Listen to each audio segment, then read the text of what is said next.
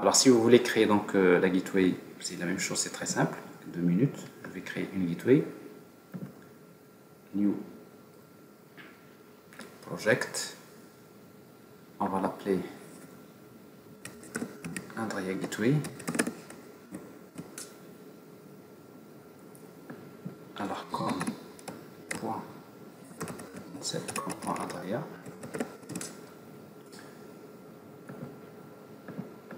Alors next.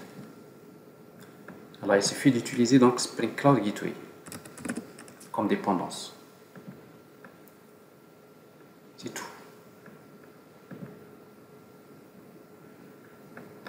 Alors ici, on va configurer les routes d'une manière dynamique. On ne va pas les configurer d'une manière statique.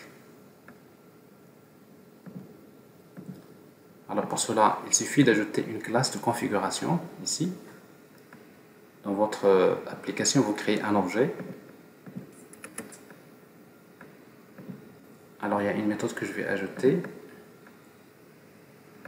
Gateway config, c'est cette méthode-là. CTRL-C. CTRL-V. Alors en fait, ici donc la configuration dynamique, donc vous avez une méthode discovery client route definition locator. Donc il va vous créer un bin discovery client route plutôt definition locator. Donc cette méthode là, elle reçoit en fait un objet de type reactive discovery client RDC et discovery locator properties. Et après, il va vous retourner un objet discovery client route definition locator en lui transmettant ces deux propriétés RDC et DLP. Alors en fait, avec cette configuration, c'est comme si vous êtes en train de dire à Spring Cloud Gateway, c'est que à chaque fois que je te demande chaque fois que je te demande dans l'URL par exemple pour alors ici donc on va juste changer le nom du service et après je vous montre à quoi ça va servir. Alors server.port, maintenant la gateway je vais la mettre sur le port 9999 par exemple, et après Spring Application Name, on va lui donner un nom, Spring Application Name, on va l'appeler Gateway.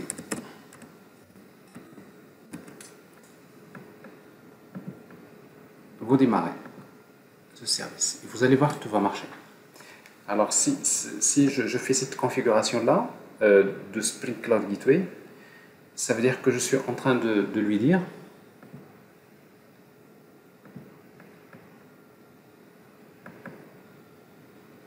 alors on va regarder donc ici Eureka, actualiser. Vous voyez donc ici, bon, il y a quelque chose que j'ai oublié qui est très important, c'est que en fait la gateway elle-même, il devrait s'enregistrer.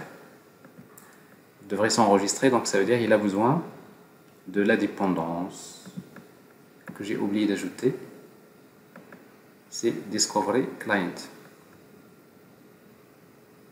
Eureka Discovery Client, voilà, qu'on a ajouté pour les autres services. Il ne faut pas oublier de l'ajouter également à la gateway.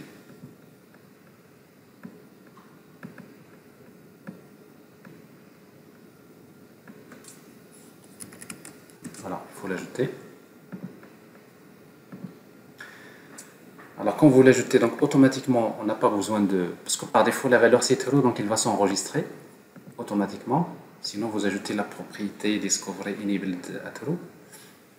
Et quand vous démarrez la gateway, vous allez voir, en principe, dans Eureka, vous allez avoir également, vous voyez, j'ai ici Billing Service, j'ai Customer Service et j'ai Gateway. Alors voilà les instances qui se sont enregistrées dans le service. Alors pour être un peu plus complet, vous ajoutez, c'est juste par rapport aux autres versions, vous ajoutez les propriétés.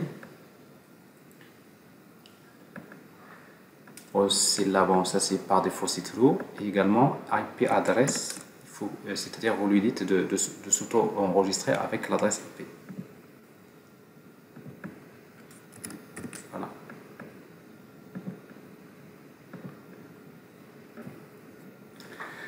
Alors maintenant pour la configuration, alors pour la config ici, c'est-à-dire avec cet objet-là que vous créez, Discovery Client de Root Definition Locator. Alors qu'est-ce qu'il va tout simplement, qu'est-ce qu'il va faire? Il va faire quelque chose de très important. Alors j'ai bien les trois instances ici. Maintenant si je veux communiquer avec n'importe quel service, il suffit d'utiliser, de passer via la gateway. Je veux par exemple consulter la liste des customers, donc je vais utiliser ici /customer service. Ça c'est le nom du service, /API /customers. Regardez, ça marche. Alors ça veut dire quoi ça? Ça veut dire que je suis en train d'envoyer une requête vers la gateway, on est bien d'accord. Et je lui demande, je veux un service qui s'appelle customer service. Donc c'est-à-dire, d'après la configuration que j'ai faite ici, avec cet objet-là, je lui dis, à chaque fois qu'il y a une requête qui arrive, une requête HTTP, tu regardes le path. Le premier élément du path, ça représente pour lui le nom du microservice. Et si, donc automatiquement, il connaît le nom du microservice, et qu'est-ce qu'il va faire? Il va contacter. Vous voyez, donc il envoie une requête vers Discovery automatiquement, il va lui donner le nom, et qu'est-ce qu'il récupère? Il récupère l'URL, c'est-à-dire l'adresse IP, le port du service. Et après, il va dispatcher, il va faire un dispatch vers le service customer qui va lui donner le résultat, et après, il va retourner le résultat. Vous voyez, donc c'est un peu comme ça que ça se passe. Alors, j'ai un diagramme je devrais l'avoir quelque part. Un diagramme de séquence qui montre ça.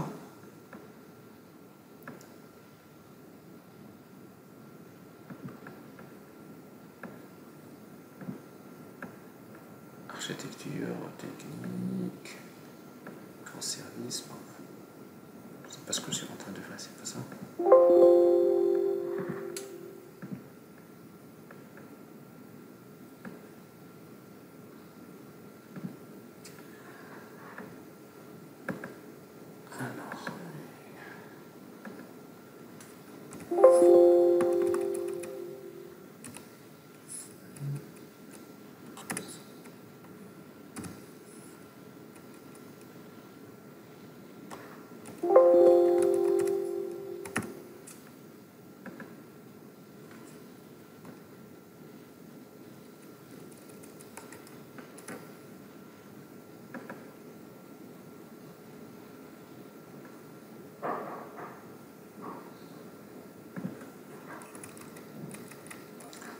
Alors c'est un peu ça, ce qui va se passer. C'est qu'en fait le client, quand il envoie la requête,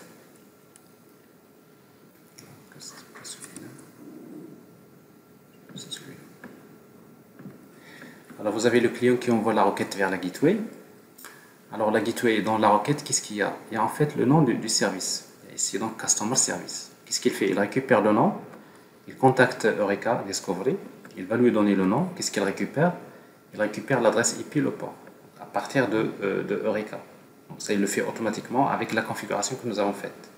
C'est ça, bon, on peut bien faire ça d'une manière statique, mais ça, vous pouvez toujours revenir sur Spring Cloud Gateway, comment faire la configuration statique, comment faire la configuration dynamique. Mais cette configuration, elle est suffisante pour que votre système puisse fonctionner. Et après, qu'est-ce qu'il fait? Il récupère l'adresse IP, le port, il va dispatcher la requête vers Customer Service, qui va faire le traitement, il lui rend le résultat, et ce résultat va être rendu au client. Alors, s'il y a plusieurs instances, par exemple, ici, supposons vous voulez maintenant, vous avez un problème de montée en charge, au lieu d'avoir une seule instance de Customer Service, vous démarrez plusieurs instances dans deux machines différentes. Ça veut dire que finalement, quand il va faire appel à Eureka, il va lui donner Inventory Service, il va découvrir qu'il y a plusieurs instances.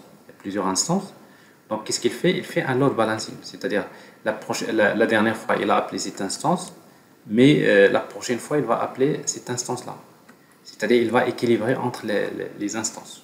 Là, il utilise le load balancer, Spring Cloud Gateway, pour pouvoir balancer entre les différentes instances. Et ça, c'est l'intérêt de cette gateway, parce qu'il utilise Voilà, il permet d'acheminer la requête vers le bon service, mais en même temps, s'il y a plusieurs instances, il va utiliser le système d'équilibrage de charge pour pouvoir balancer entre les différentes instances, ce qui permet donc de rendre l'architecture scalable horizontalement. C'est bien ça l'intérêt. Alors maintenant, on va juste tester. Donc vous voyez donc ici, quand j'appelle à partir de la gateway, j'appelle customer service, ça marche.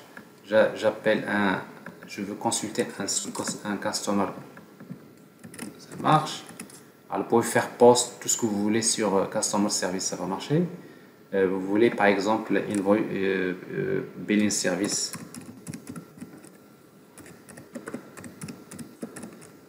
/API /invoices, c'est mal écrit. Alors billing service, donc il n'y a pas de S.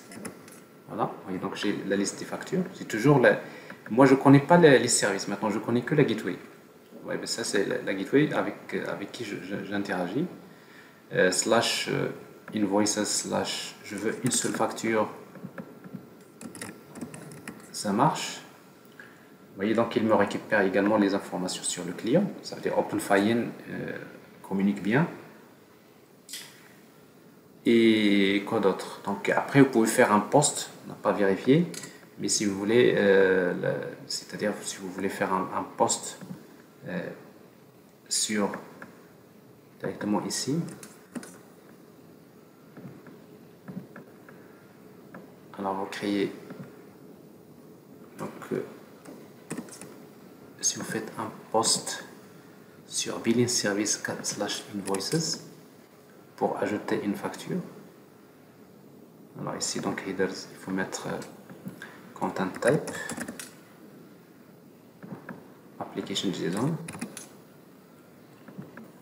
et dans body vous envoyez les informations sur la facture. On a besoin juste de deux informations, le montant,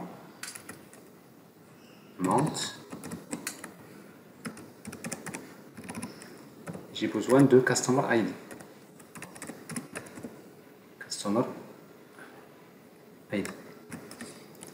Alors ici, on n'a pas fait le contrôle. Si vous mettez un customer ID qui existe 01,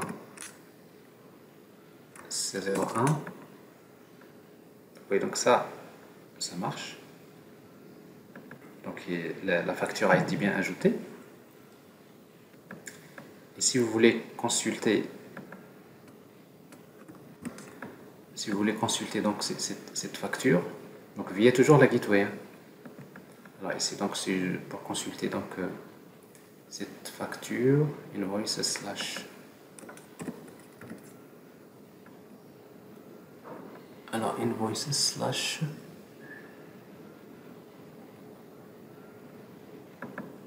invoices. Alors il y a une exception. Je sais que maintenant je fais très vite, mais alors ça c'est les services. Il y a quelque chose qu'il n'a pas trouvé, donc il vous dit OpenFIN, il n'arrive pas à contacter pour un client timestamp. Bon, ça c'est justement parce qu'on n'a pas géré les exceptions. Quand vous lui demandez, quand on regarde bien la facture qui a été enregistrée dans la base de données, H2, ici,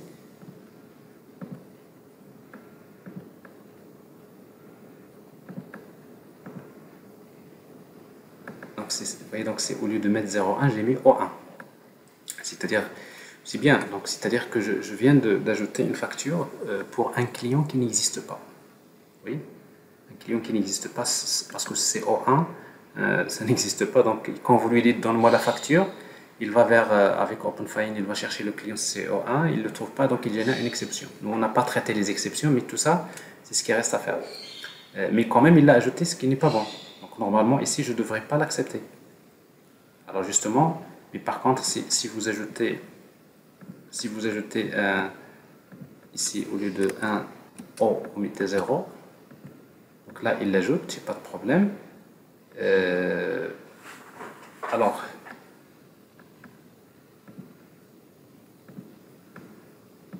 vous voyez, donc ça c'est bon, mais ça c'est pas bon.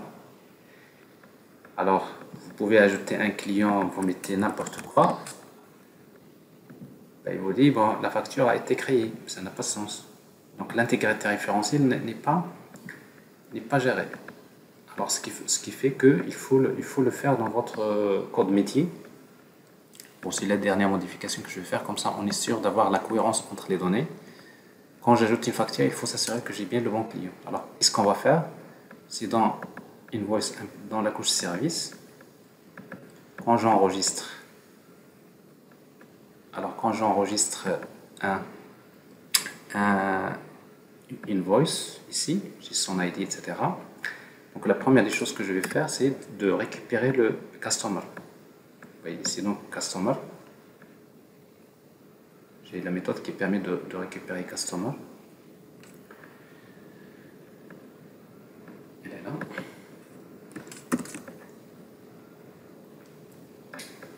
Donc pour faire un save, je fais d'abord customer. Et à partir de invoice request.get customer ID. Donc je vais d'abord chercher je vais contacter le service customer, je lui dis donne-moi le customer. Alors maintenant, if customer égale à nul, parce que s'il n'existe pas, il va retourner nul. Qu'est-ce qu'on va faire? On va faire true. On va générer une exception. New. Par exemple, pour le moment, bon, normalement, il faut créer des exceptions métiers. Par exemple, client customer not found exception. Customer not found exception.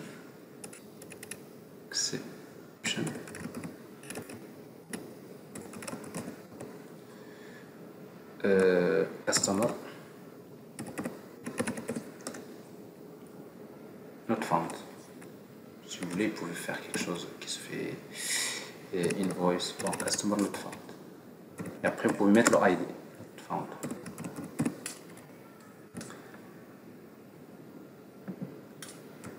Vous créez customer ici, log.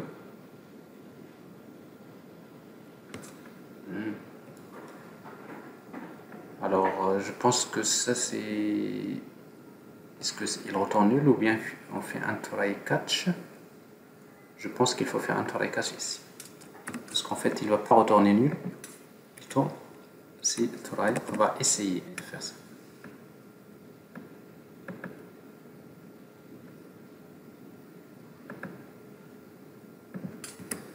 Catch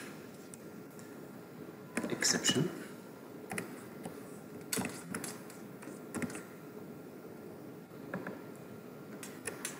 Alors, je vais essayer de récupérer customer. Si jamais il y a une exception, alors qu'est-ce que je fais? Bon, en principe, s'il y a exception, je vais utiliser throw. Je vais générer une exception, par exemple, métier de type customer, enfin pas forcément. Bon, je vais utiliser pour le moment throw. Et après, vous pouvez personnaliser donc votre exception comme vous voulez.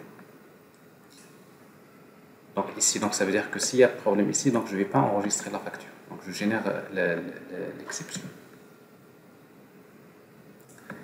Alors si vous faites ça,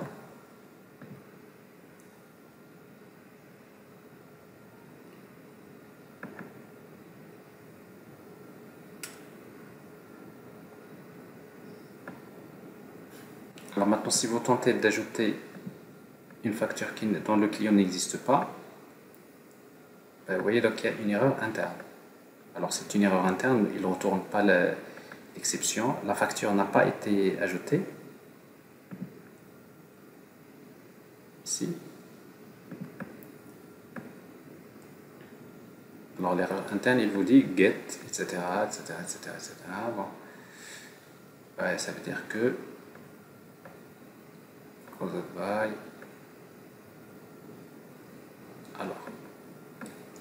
Alors vous pouvez loguer l'exception. Ce que je peux faire ici, donc, c'est de générer une exception, par exemple customer not found exception. Customer not found. créer cette exception-là. Créer une classe throw new. Ça c'est la fatigue. Créer customer. En principe, vous aurez à créer un autre package que vous allez appeler exception.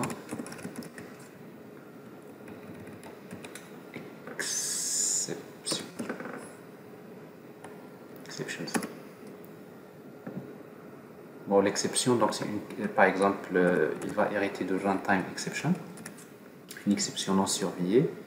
Ici donc string message, et vous mettez tout simplement super message. Ça c'est une exception métier. Je préfère comme ça. C'est-à-dire quand il y a un problème, donc je suppose que le client n'existe pas. Parce que ça peut être, normalement il faut traiter tous les cas possibles, mais je ne vais pas les traiter ici. Parce que ça peut être un problème réseau, mais ici donc je suppose que s'il y a une exception, c'est que le client n'existe pas.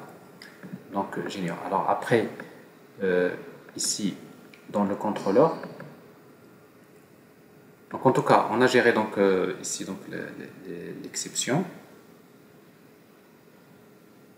Non, est-ce qu'on a... Non. Si, c'est bien ça. Donc j'envoie la requête. J'envoie la requête vers le service. D'abord, customer service pour voir si le client, s'il n'existe pas, je génère une exception. Sinon, si tout se passe bien, c'est à ce moment-là que je vais ajouter. Mais ça, c'est, si vous voulez, ça c'est bien ça la vérification de l'intégrité référentielle. D'habitude, c'est le SGBD qui fait ce travail. Quand vous êtes dans des bases de données relationnelles, c'est-à-dire si les deux tables sont dans la même base, vous n'avez pas besoin de faire cette vérification vous-même. D'habitude, c'est préférable de la faire dans votre programme, dans votre métier. Mais même si vous ne le faites pas, de toute façon, le SGBD ne va pas accepter d'enregistrer une facture dans laquelle il n'existe pas. Mais quand vous êtes dans des microservices, donc ça, c'est une règle métier qu'il faudrait vérifier vous-même dans la couche service. Alors maintenant, pour pouvoir afficher ce message-là, bon, on peut aller vers le contrôleur. Bon, vous savez, Spring est toujours... on veut créer une méthode exception handling qui permet de retourner un string, par exemple. Exception handler. Exception handler. Il suffit d'utiliser la notation exception handler. Par exemple, customer not found exception. Vous pouvez faire la même chose pour n'importe quelle exception. C'est comme si vous dites à Spring, dès qu'il y a une exception n'importe laquelle qui est générée, tu appelles cette méthode-là. Ici, donc, je vais retourner tout simplement. Ici, donc, je récupère l'exception E et je retourne le message de l'exception, le point message, avec message, par exemple. Alors, si vous faites ça, donc, vous gérez les exceptions. Alors, vous voyez donc Spring avec un handler comme ça, ça suffit pour dire dès qu'il y a une erreur de type 500, pour ne pas retourner en fait le message d'erreur 500 au client, finalement on va lui retourner un message d'exception, mais il faut dire quand même, il faut lui indiquer qu'il s'agit bien d'une erreur, parce que sinon pour lui c'est un simple message. Alors donc ici, si je fais ça, vous voyez donc ici customer not found. Mais ça, c'est pas une erreur. C'est une réponse avec 200. Alors, ici, donc, pour faire quelque chose de correct, vous faites les...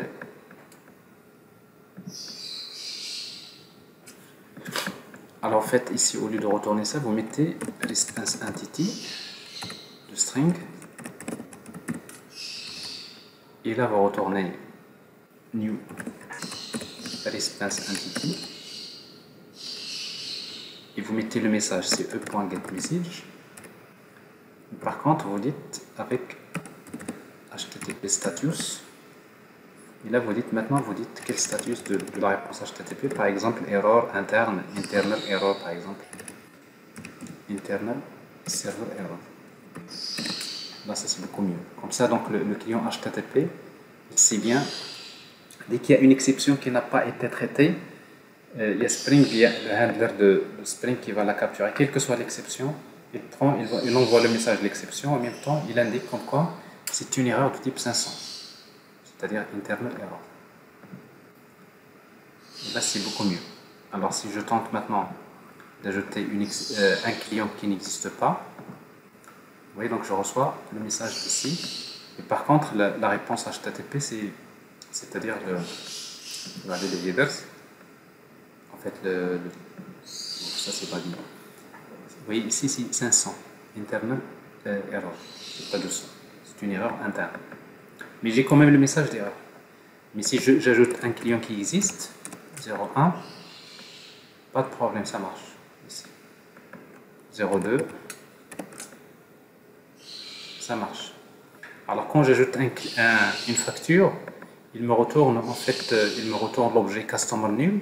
C'est normal parce que ici je n'ai pas, je l'ai pas ajouté, je l'ai pas ajouté à l'objet que je retourne ici. Donc c'est-à-dire si vous voulez être un peu plus correct, je déclare ici l'objet customer par défaut égal à nul. Je vais d'abord utiliser try, je vais essayer de chercher customer. S'il n'existe pas, je génère l'exception. S'il existe, ben je vais lui dire voilà customer new date. Et une fois que je fais saved, une fois que j'enregistre, je vais utiliser saved invoice.set customer de customer. Alors avec ça, donc vous lui attachez donc le customer que vous avez déjà récupéré à partir du service.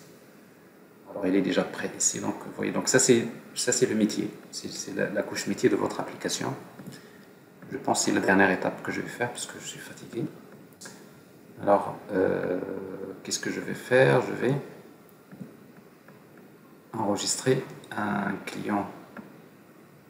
Vous voyez ici, ça marche. Ou bien il enregistre, il me dit ça c'est pour le client OpenLab. Je veux ajouter un client, plutôt une facture pour le client 1.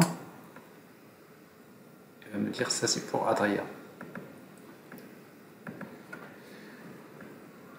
Alors ça c'est fait, alors pratiquement tout va marcher maintenant. Alors même si vous tentez de faire appel, à d'autres opérations, vous voyez donc ici on peut tester maintenant via notre gateway. Vous avez invoices, bon, pas de problème, nous avons tout ce qu'il faut. Vous voulez consulter une facture, pas de problème. Voilà. Alors ça c'est parfait. Alors je répète, qu'est-ce que nous avons implémenté? Nous avons implémenté ce modèle que j'ai précisé ici. Voilà. Nous avons créé Customer Repository. Nous avons utilisé Spring Data pour le mapping objet relationnel. On a créé les DTO, Abstract pour faire le mapping entre les entités et les DTO, Customer Service avec son implémentation. Nous avons créé Customer REST Controller et on a testé. Et après, on a créé la même chose avec Invoice. On a vu comment faire la relation entre Invoice et Customer. Invoice Repository, on a utilisé OpenFinance pour tout ce qui est la communication avec le service Customer Service. On a utilisé également Mapstract pour faire le mapping entre les entités et les DTO. On a créé Invoice Service. Alors, avec Invoice REST Controller, quand un client envoie une requête, ici, on fait appel au service. Le service, il va utiliser trois choses. Il va utiliser Invoice Map c'est pour mapper les objets de DTO avec les entités. Il va utiliser Customer REST Client c'est pour contacter Customer Service, ça c'est OpenFIN. Et il va utiliser Invoice Repository c'est pour consulter sa base de données locale. Et là, vous faites ici donc une connexion, vous connectez les microservices via REST. Mais derrière tout ça, pour que ça marche, il vous faut donc les services techniques, à savoir, il y a Eureka Discovery Service et bien sûr Gateway Service. Alors ici, on n'a pas utilisé le serveur config, mais ça c'est pas important ici.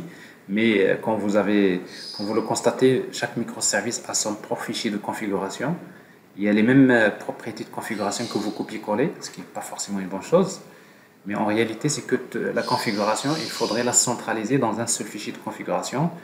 C'est là où vous aurez besoin de faire appel, voilà, à notre service config service qui va vous permettre tout simplement de centraliser la configuration de tous les microservices dans un seul repository.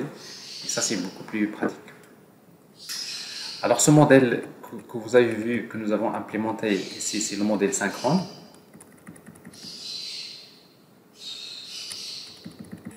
C'est le modèle synchrone. Je ne sais pas si on est dans le vent. Oui. Ça, c'est le modèle synchrone.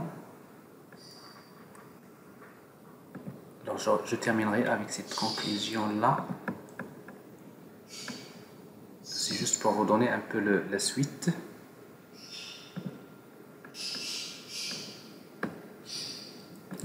Alors, la prochaine conférence qui va être traitée justement, il va parler de ce problème-là. Alors, quand vous utilisez le modèle synchrone, c'est que vous êtes dans cette logique-là. C'est-à-dire, vous avez, en fait, vous envoyez une requête vers, par exemple, plutôt billing service. Alors, billing service, il va utiliser donc la couche service, il va utiliser Spring Data pour consulter sa propre base de données. Il va récupérer les informations sur la facture. Ensuite, il va utiliser OpenFIND pour aller vers le service Customer, et service Customer va faire sa cuisine interne pour chercher les informations sur le client. Il va retourner les données. Et ces données-là, on va les récupérer, on va agréger les données ici et on va retourner le résultat. Alors, sauf que ça, c'est de la communication synchrone, ça veut dire il y a un temps de réponse. Alors, ce temps de réponse-là, il dépend du temps de réponse de la latence de communication REST. C'est-à-dire ici, donc, si vous avez une communication réseau qui prend beaucoup de temps, si ce service-là ralentit, ben, tout simplement, ça va impacter les performances de ce service. Alors ça, c'est l'un des inconvénients du modèle synchrone. Alors ça, c'est très utilisé, mais il y a d'autres solutions qui sont beaucoup plus performantes, notamment en utilisant la communication asynchrone, en utilisant donc un broker qui va se charger de faire communiquer les services d'une manière complètement différente et d'une manière encore beaucoup plus performante.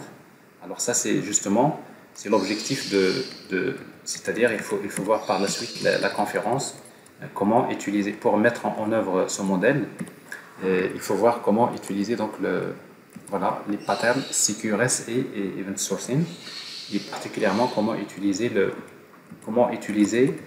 le framework Axon, notamment, et qui montre, qui vous permet à une application, qui permet de créer facilement des applications qui respectent ces deux patterns, à savoir le pattern CQRS et Event Sourcing, qui est très très très important si vous voulez vraiment aller très haut dans l'architecture des applications. Il est important, à mon avis, ça c'est vraiment, on va dire, c'est la crème c'est-à-dire des architectures modernes. Bon, si vous maîtrisez d'abord le premier modèle avec la communication synchrone REST, si vous faites ce modèle-là avec notamment des frameworks comme Axon, et avec la combinaison des deux, donc généralement vous arriverez à mettre en place facilement des architectures qui sont très robustes. Alors bien sûr, ça c'est l'objet de la prochaine, d'une autre conférence. Peut-être que vous allez regarder et qui sera partagé sans doute c'est-à-dire sur, en fait c'est, comme je l'ai expliqué la dernière fois, en fait c'est Adria qui organise cette conférence. C'est-à-dire, d'ailleurs, c'est pas la seule conférence, mais parce que cette conférence-là, Event Sourcing,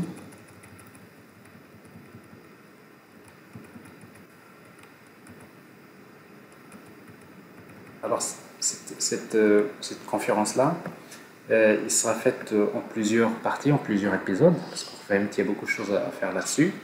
Bon, je vous invite en tout cas donc de chercher de suivre un peu les différents épisodes quand nous allons partager avec vous donc à travers donc cette série de webinaires, et ça va être très très bénéfique. Mais ce que nous avons fait aujourd'hui, c'est-à-dire les démos que vous avez maintenant, c'est vraiment la base de tout ce qui va être fait par la suite. Parce que il faut d'abord maîtriser c'est-à-dire toutes ces bonnes pratiques dans une simple application.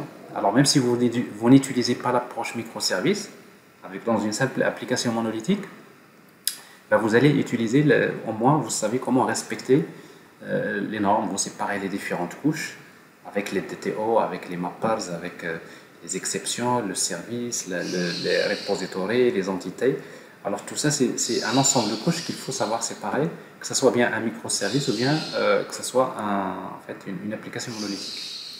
Alors en tout cas, donc voilà. Donc, ça c'est la fin de cette démo. Donc j'espère que je n'ai rien oublié. Sûrement s'il y a des choses que j'ai oubliées. Donc de toute façon l'essentiel c'est que donc nous avons pu donc mettre en place l'architecture microservice avec les différents critères donc, que nous avons spécifiés au départ. Mais a priori donc je pense que je n'ai rien oublié. Donc. Je vous souhaite bon courage et je vous laisse reprendre cette démo. Vous trouverez le code source dans mon propre repository GitHub. Bon, le code source, vous pouvez le trouver. Et ça va vous permettre de monter en compétence à ce niveau-là. Bonne journée et bon courage.